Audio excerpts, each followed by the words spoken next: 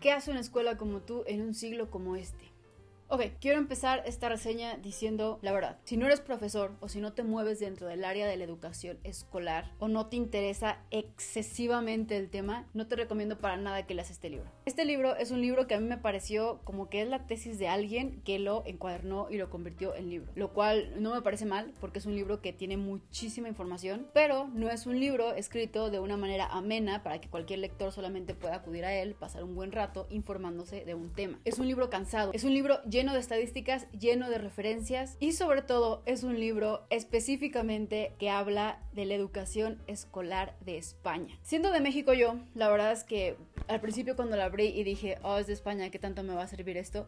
Al empezar a leerlo me di cuenta que al parecer la educación escolar es muy parecida, sino que la misma en muchas partes del mundo. Entonces, omitiendo las referencias y las estadísticas españolas, es un libro que sí me da información de la esencia de la educación en Latinoamérica y en México. Ahora, personalmente, más allá de la teoría, ¿qué es lo que me dio leer este libro? Primero me regresó a ese tiempo en el que yo pasaba de 6 a 8 horas de lunes a viernes en un pupitre o mesabanco, no sé cómo lo recuerdan ustedes, poniendo atención a un pizarrón, a un libro y a un cuaderno. Pero en vez de recordarlo ahora como qué aburridas eran las clases en ese tiempo, leyendo este libro logro recordarlo con la conciencia de un adulto que ya puede responder a la pregunta de qué me va a servir esto en la vida. Creo que como adultos que ya pasamos de etapa escolar, ya podemos tener una crítica un poco más objetiva acerca de lo que se nos fue enseñado y la manera en cómo se nos fue enseñado. Eso en lo personal, pero en lo general podemos criticar también el valor de la educación escolar y lo muy pobre que a mi parecer y al parecer del autor le ha quedado al desarrollo de las sociedades. Porque hoy yo ya puedo saber lo que sé y lo que no sé, y lo que debía haber aprendido y no se me enseñó, o lo que se me enseñó pero no se me enseñó en el momento o en el modo preciso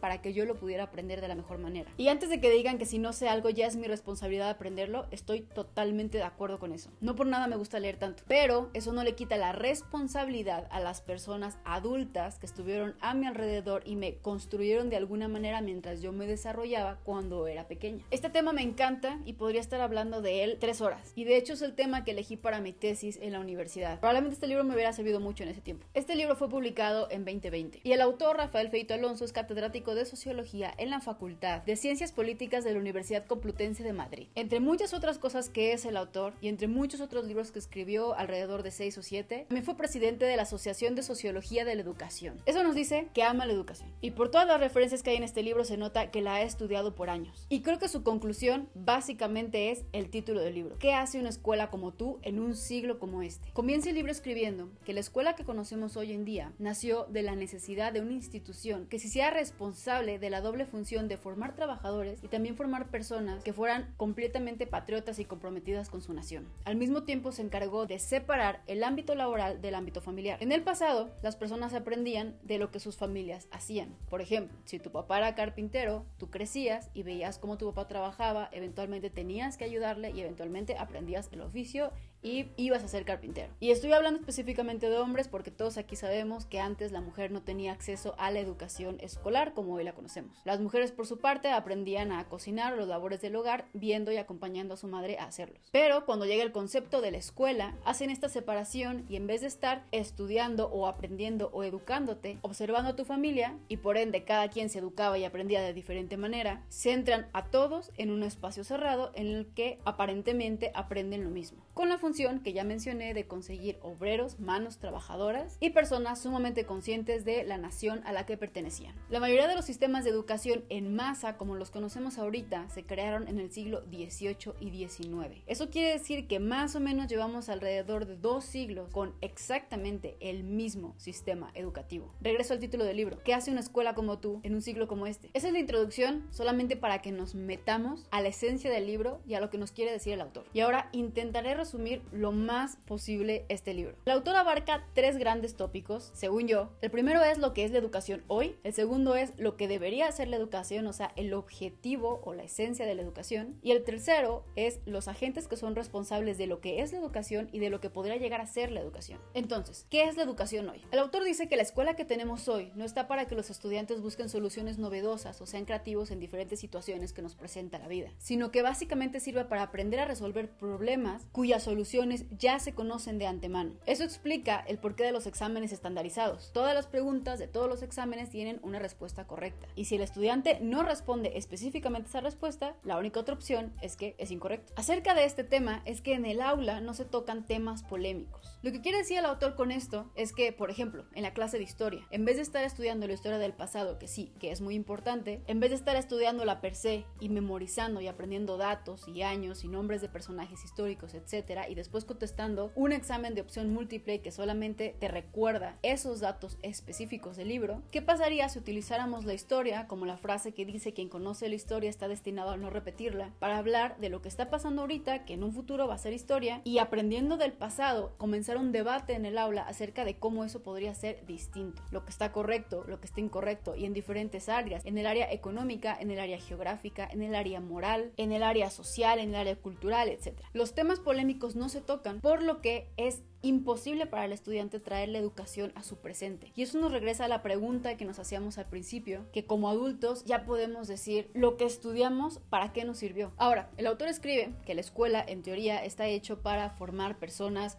disciplinadas, organizadas, que puedan poner atención y que sean responsables con su trabajo. Pero dice el autor que todos esos objetivos escolares, la única manera de evaluarlos es con calificaciones, al menos la única manera que se nos ha ocurrido hasta ahorita. Pero para él, las calificaciones lo único que pueden demostrar es que el estudiante sabe cómo agradarle al profesor. Y no lo dice en manera de que las calificaciones sean regaladas por los profesores cuando tienen un favoritismo, sino que se refiere a que un estudiante que saca buenas calificaciones en todas las materias es porque ha aprendido a leer perfectamente a los profesores y a saber lo que esperan de él. Y entonces de esa manera lleva a cabo su trabajo en cada materia para lograr dicha calificación. Eso no quiere decir que sea bueno en todas las materias y en todas las áreas y en todas las ciencias, porque eso es imposible. Y eso tampoco quiere decir que tenga el conocimiento de todas las materias, como sus resultados numéricos lo muestran. Dice el autor que lo más normal en una persona sería que en 1, 2 o 3 materias tal vez tuviera el 10 y en todas las demás tuviera calificaciones bajas porque no les prestó la suficiente atención por falta de motivación, inspiración o interés. Y lo importante de esto es que menciona que allá afuera, cuando es el momento de entrar al campo laboral, no existe un profesor que te diga cómo hacer las cosas, sino que tiene que salir de ti el pensamiento crítico, la resolución de problemas y la creatividad para llevar a cabo un trabajo que sea funcional para la sociedad. Y entonces todos esos que pasaron toda su vida sacando 10 por saber leer perfectamente al profesor, se quedan sin herramientas en el momento en que no tienen un profesor enfrente. Ahora, esta manera de querer lograr que todos los estudiantes saquen las mismas calificaciones en todas las materias es una manera de generalizar y de estandarizar la sociedad estudiantil, porque por naturaleza no todos nos vamos a interesar por los mismos temas y al mismo nivel, pero por obligación debemos hacerlo, lo cual crea que nuestra percepción de conocimiento, en vez de basarse en la naturalidad de la curiosidad y la observación y el razonamiento y el pensamiento crítico y la exploración, se traduce a que pensemos que el conocimiento es simplemente la información que nos comparten los libros de textos escolares y el profesor que se ha encargado de la materia. En una investigación que se hizo, que le preguntaron a un montón de estudiantes que de dónde creían que salía el conocimiento, ninguno mencionó su capacidad de pensar o de desarrollar ideas propias como fuente posible de conocimiento, lo cual es una alerta roja para la educación, porque si los estudiantes no salen pensando que ellos pueden ser parte del conocimiento que se estudie mañana, entonces estaríamos condenados a estudiar por los siglos de los siglos el conocimiento del pasado. Ahora, aquí estuvimos hablando de generalidades, de cómo funciona el sistema educativo actual en general, pero si nos metemos un poco más al currículum escolar y cómo este se crea, quién lo crea y desde dónde se organiza, las cosas se ponen más serias. Primero que nada, y no es un tema en el que voy a ahondar, algo que la mayoría de escuelas llevan a cabo y sobre todo las escuelas con tinte religioso es la diferenciación de géneros con respecto a lo que se va a estudiar. Eso quiere decir que depende si eres hombre o mujer, es la educación que va a estar determinada para ti. Normalmente a las mujeres se les ofrece una educación, digamos, con un tinte sensible, si así se le puede llamar, y a los hombres se les ofrece una educación con un tinte más público, de relaciones públicas, de enfrentarte al mundo, de pensamiento lógico matemático. Eso quiere decir que ya empezando por ahí hay una brecha enorme de educación entre géneros. Pero honestamente hay algo que me hizo muchísimo más ruido en este libro, que es la diferencia entre sectores sociales. Primero, el autor dice que para él es prácticamente imposible tener éxito si no se es una persona resuelta, trabajadora y perseverante. Detengámonos aquí. ¿Qué quiere decir ser una persona resuelta? Trabajadora y perseverante, lo entiendo. Creo que puede tener un poco de sentido, no del todo, pero un poco. Pero una persona resuelta, y aquí va la siguiente frase que nos dice el autor, que el hecho de ser capaces de controlar lo que pensamos, lo que sentimos, sentimos y lo que hacemos, nos protege de multitud de trastornos psicológicos, contribuye a tener unas mejores relaciones con los demás y nos facilita el logro escolar y laboral. Y aquí agrega, tema del que hablaré después, que los elementos constitutivos del autocontrol no son innatos y que por el contrario, un momento perfecto para desarrollarlos es en la adolescencia. Entonces, al parecer, ser una persona resuelta es ser una persona que es dueña de sí misma. Y para lograr ser dueño de sí mismo, podemos irnos a la pirámide de necesidades de Maslow, en el que la parte baja es todas las necesidades básicas, vitales, como tener que comer nutritivamente, dormir, ir al baño, la higiene, el aseo. Siguiéndola un techo, la seguridad, tanto social como física, y siguiéndola las relaciones personales y las redes de apoyo. Una persona que no puede partir ni siquiera de lo más mínimo, tiene unas probabilidades mucho más elevadas de nunca lograr un éxito escolar o laboral. Probablemente eso ya lo sabíamos, pero entonces, ¿qué tiene que ver el sistema educativo con esto? El objetivo del sistema educativo es, o debería ser,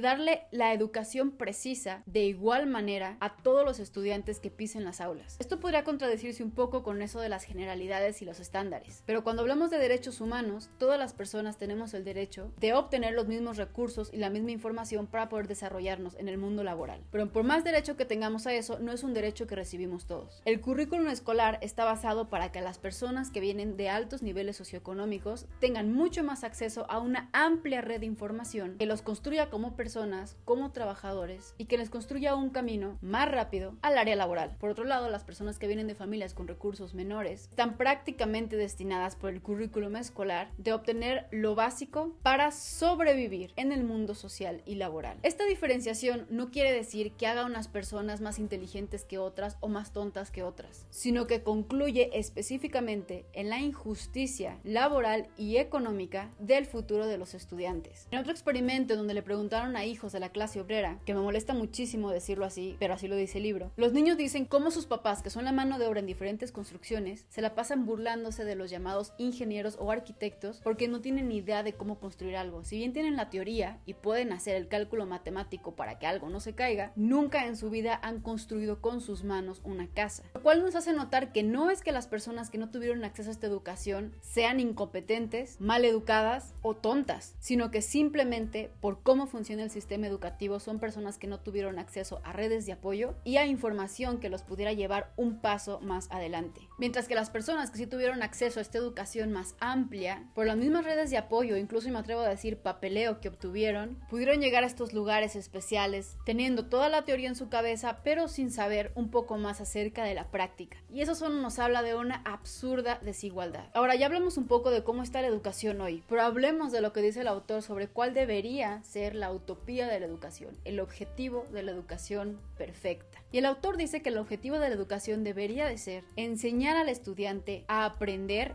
a aprender. Básicamente mejorar el aprendizaje de los estudiantes y ya. La diferencia entre mejorar el aprendizaje y lo que está pasando ahorita es que cuando mejoras el aprendizaje la persona nunca deja de aprender. Y al ser un experto aprendiendo, puedes encontrar conocimiento en todas partes. A diferencia de cómo consumimos hoy la educación, no estamos aprendiendo a aprender, sino que estamos aprendiendo lo que se nos enseña en ese momento y ya. Existe una teoría que habla sobre diferentes tipos de inteligencia. Cuando se detectó que la escuela solamente se basaba en la inteligencia lógica, matemática y lingüística, Gardner propuso una nueva teoría que decía que por los gustos e inclinaciones de cada persona, cada estudiante podría ser muy inteligente en su área. Lógica, matemática, lingüística, espacial, natural, musical, etc. Y para él y para el autor, la escuela debería ser este lugar que lograra armonizar todas esas inteligencias en un mismo sujeto. Eso no quiere decir que tenía que desarrollar todas las inteligencias, sino que probablemente iba a desarrollar una o dos que se le daban por naturaleza, pero todas las demás iban a estar lo suficientemente equilibrada para ser parte de un todo. En teoría y en esencia, la educación debería llevarnos hacia el futuro. Y el autor menciona que muchos de los nuevos empleos dependen de la creatividad, del pensamiento no convencional, de la originalidad y del talento de los empleados. Y que la obsesión por el sistema educativo escolar, por estandarizar la educación, va justamente en dirección contraria no solo de la naturaleza de las personas, sino también de lo que necesita la economía moderna. Decía Robinson en su TED Talk, La escuela mata la creatividad, que pareciera que las escuelas solo son un adiestramiento para las universidades porque las universidades son de los comercios más grandes del mundo y que pareciera que la educación primaria, secundaria y bachillerato o preparatoria, mucho más que ayudar a desarrollar a los estudiantes para su vida laboral y social, se basan simplemente en preparar a las personas para poder entrar o no a las universidades. Parece que en vez de que el objetivo de la educación sea que el estudiante logre vivir una vida plena y dueño de sí mismo, es simplemente entrar a la universidad y hacer cada vez más ricas las universidades. Y yéndonos a partes más sensibles, más personales y más íntimas de los estudiantes, el autor dice que la escuela debería conseguir algo más que solo el evitar el suicidio de los adolescentes, sino que debería suscitarles el goce de vivir. Al autor le parece indiscutible que la escuela no logra esto, y en muchos aspectos que no está a la altura de su misión, que es la de ofrecer un sustituto de la familia y despertar por el interés de la vida que se desarrolla en el exterior, en el mundo. En pocas palabras, el objetivo de la educación debería ser que cada cual sea capaz de desarrollar un proyecto de vida personal. Ya hablamos de lo que es la educación hoy y ya hablamos de lo que debería ser la educación hoy y mañana. Y ahora toca hablar de los agentes que están involucrados en este mundo y que probablemente ellos podrían ser partícipes del cambio, los profesores. Y hay dos cosas muy importantes que menciona el autor acerca de los profesores. La primera es que pareciera que los profesores no están coordinados entre sí y que cada materia es un mundo, que no tiene nada que ver con la materia de la siguiente hora. El autor habla de la importancia de que los profesores se coordinen para que, por ejemplo, elijan un tema a enseñar al mismo tiempo y lo hablen desde el área de la matemática, de la economía, de la biología, de la geografía, de la cultura, del arte, de la historia, de la lengua, etc. Y entonces el alumno pueda ver al mundo como un todo y no que las materias simplemente son temas por separados para pasar el semestre. Y el siguiente punto que toca es justamente la falta de formación de los profesores para lograr esto. Claramente necesitarían más creatividad, más tiempo, más recursos, más conocimiento, y eso implicaría mucho más trabajo. Y el ser profesor es una de las profesiones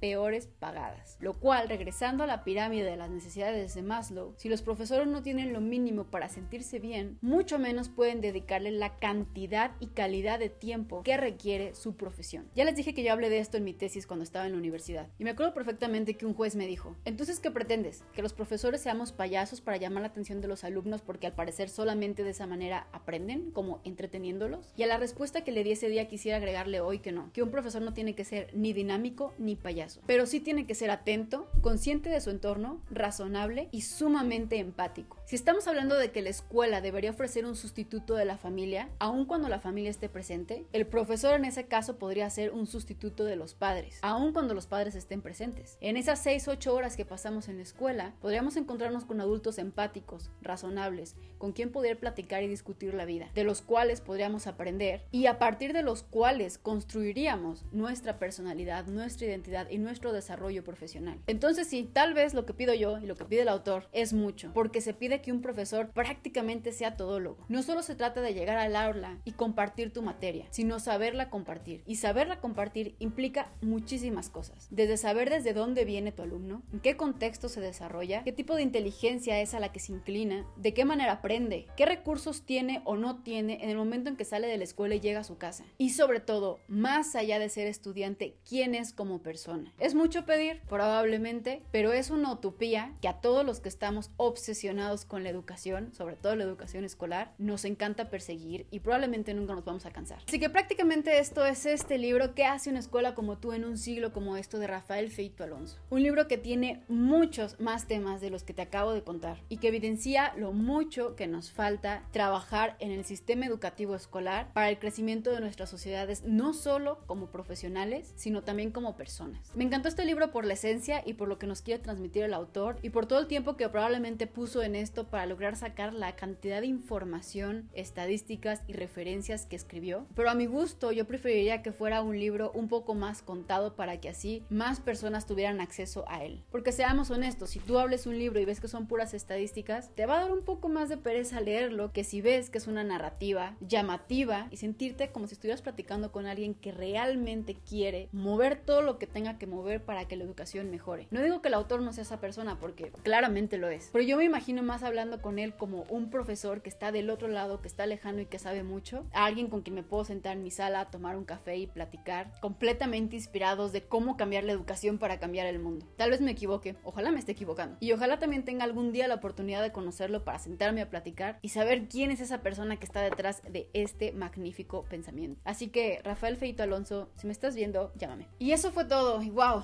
sentí que hablé por horas y sentí que dije mucho y no dije nada porque hay tantas cosas que decir de la educación y es un tema tan apasionante. Me atrevo a decirles que podrían comprar el libro, abrirlo y leer las páginas que les interesen sin tener que leerlo todo. Si ven muchas estadísticas, se pueden saltar esas páginas, irse simplemente donde les llame la atención el título o el subtítulo. Si eres profesor, si estás interesado en la educación, si tu tesis va de esto, si eres pedagogo, si eres psicólogo, incluso si eres madre o padre de familia, siento que este libro es perfecto, sobre todo porque estamos comenzando el año, para ver qué camino le vamos a dar a nuestra propia educación y a la educación de los que están bajo nuestra responsabilidad. Espero que te haya gustado esta reseña. Si te gustó, te invito a que le des like, a que te suscribas al canal, a que compartas este video con más lectores o con más apasionados de la educación. La siguiente reseña va a ser Un cuarto propio de Virginia Woolf, un libro escrito en los 1920 basado en la necesidad de las mujeres de tener un cuarto de dinero propio para crear. Si te interesa la filosofía, la educación, la psicología, la ciencia, la poesía e incluso las autobiografías, este es tu club de lectores y de verdad espero que formes parte de él. Muchas gracias por estar aquí.